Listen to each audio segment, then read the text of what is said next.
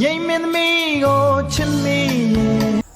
ပညာရေးစုံညီပွဲမှာကပြဖို့အတွက်အကန့်တိုက်နေတဲ့မြင်ကွင်းလေးဖြစ်ပါတယ်ဇမင်းသမီးကိုချစ်မိ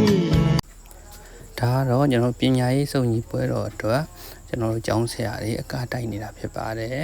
ဒါရှိဟာသင်ပြပေးတာကတော့ဆရာမမတ်သိမ့်ဖြစ်ပါတယ်ဆရာမ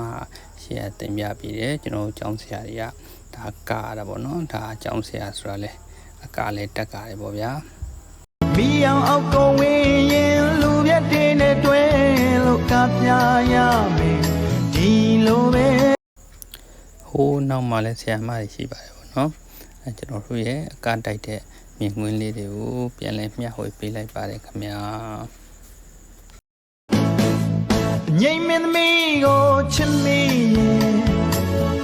ဇမင်းသမီးကိုချစ်မိ